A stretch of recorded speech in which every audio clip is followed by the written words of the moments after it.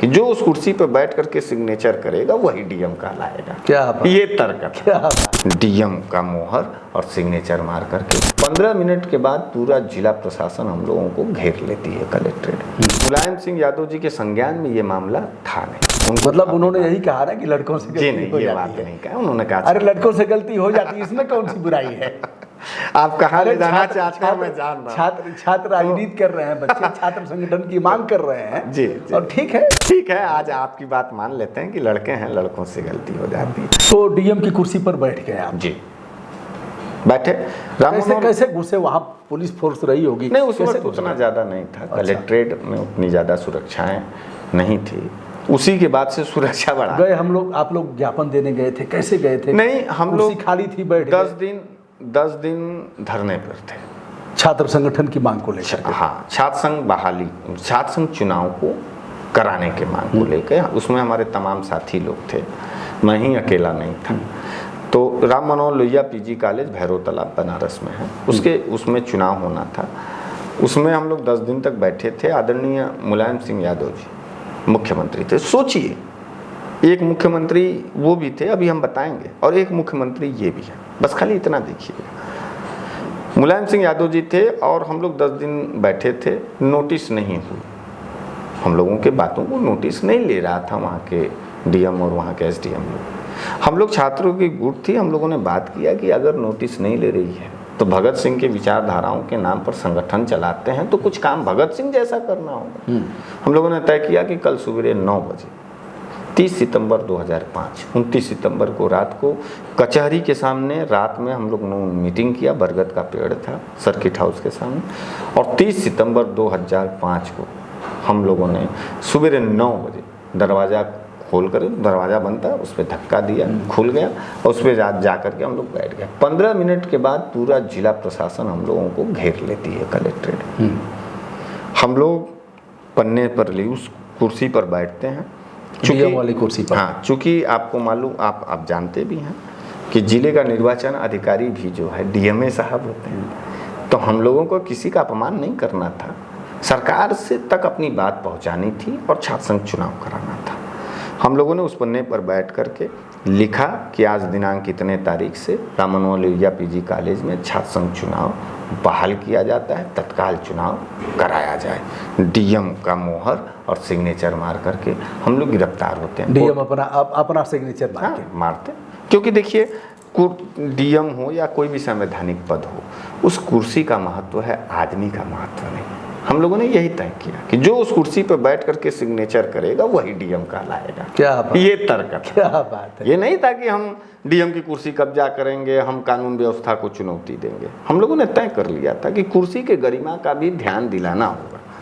उस कुर्सी के गरिमा के ध्यान दिलाते वक्त हम लोगों ने सिग्नेचर किया और बाहर आए मीडिया वाले थे, हम लोगों ने पर्चा उड़ा के इनकलाब जिंदाबाद किया।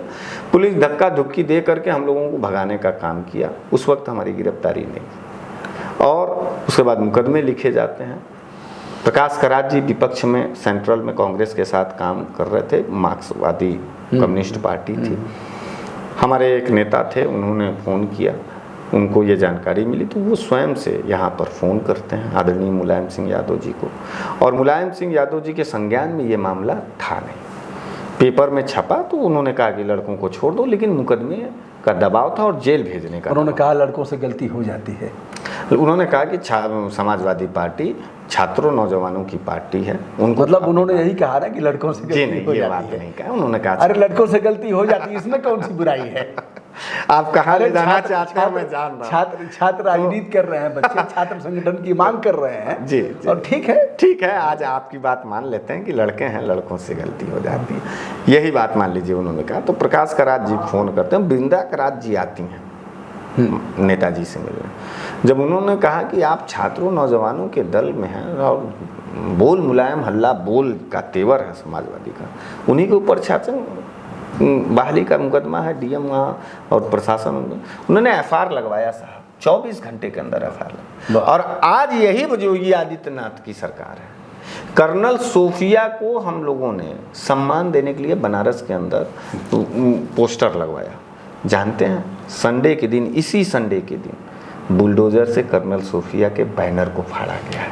वो वीडियो पूरे देश के अंदर वायरल हो रहा है और पूरी तरीके से मुकदमे की तैयारी की जा रही है। इस देश में सेना और बेटी को सम्मान देने पर योगी आदित्यनाथ की क्रूर जिला प्रशासन मुकदमे करके जेल डाल रही। वो नेताजी का रिजिम और ये राजनीतिक रिजिम, बहुत अंतर है सर। ये अंग्रेजों का सरकार है और वो हिंदुस्तान का सरकार था, वो नेताजी का। दोस्तों, ये है हरीश मिश्रा, जिन्हें बनारस वाले मिश्रा जी के नाम से जाना जाता है।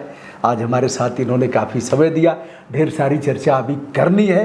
अंतिम चर्चा करते हुए हम लोग इसका उपसंहार करेंगे। जी जी। स्मृति ईरानी जी को आपने चूड़ी भेंट करने के लिए आप लोग निकले थे। स्मृति ईरानी मिली नहीं, चूड़ी फेंक दिया। जी। फिर क्या हुआ? जेल जाना पड़ा 14 दिन। उसके बाद कुछ हुआ? मतलब देखिए, हाथरस की बेटी, लठ बजा। हाँ, हाथरस की बेटी का मामला था और हम लोग इस बात को जानते हैं कि जैसे को तैसा, जैसा कि शुरू में हमने कहा था, स्मृति ईरानी जी सिलेंडर लेकर के बैठने वाली नेता थी। स्मृति ईरानी जी आए दिन मनमोहन सिंह जी को चूड़ियाँ भेंट करती थी। तो हम लोगों ने कहा कि इनके सवाल को, इनके जवाब की जो क्रिया है, उसी से हम लोग इनको जवाब दें। हाथरस की बेटी का हत्या हुआ था, जिला प्रशासन ने रात को जलाया था, पेट्रोल डाल के जलाया था। और श्रीमती स्मृति ईरानी जी बनारस कलेक्ट्रेट में आई थी किसी मीटिंग को लेकर के। हम चंद साथी लोग थे, 12-13 लोग। हम लोगों ने तय किया कि स्मृति ईरानी जी को हम लोग चूड़ी भेंट करेंगे। लेकिन आपको मालूम होना चाहिए कि भाजपा के नेता जनता और आंदोलनकारियों से बहुत डरते हैं, क्योंकि बहुत डरते हैं, इसीलिए तो पुलिस लगाते हैं। पहले के नेता और भी अन्य दल के जो नेता हैं वो जनता से संवाद करते हैं, विपक्षियों से संवाद करते हैं। आप रिकॉर्ड निकाल लीजिए कि बनारस के अंदर विपक्षियों से संवाद करने वाला, प्रेम पूर्वक संवाद करने वाला, स्वस्थ चर्चा, राजनीतिक चर्चा करने वाला कोई एक भाजपा का नेता हुआ हो तो बता दीजिए। 12 साल 15 साल कोई नहीं है, कोई नहीं है, कोई भी नहीं। मतलब फेस नहीं कर सकता, वो फेस नहीं कर सकता वो। हम लोगों ने चूड़ी लिया और कलेक्ट्रेट के सामने हम लोग खड़े हुए। जैसे ही गाड़ी आई स्मृति ईरानी जी का, हम लोगों ने काला कपड़ा लेकर के उनके गाड़ी को रोकने का काम किया। पुलिस इतने में आती है, खींचती हम लोगों को और वो शीशा उतारती हैं कि मुकदमा करो, मारो। अच्छा। ये उनका लैंग्वेज था स्मृति ईरानी का, मुकदमा करो, मारो, जेल भेजो।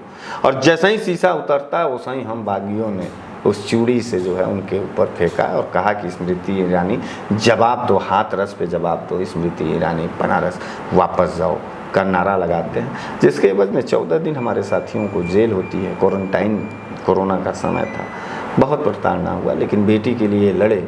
बनारस की माटी ने आवाज़ उठाया, इस बात का गर्व था। और हम हमेशा रोटी, बेटी और खेती के सवाल पर लड़े हैं और आगे भी लड़ते रहें।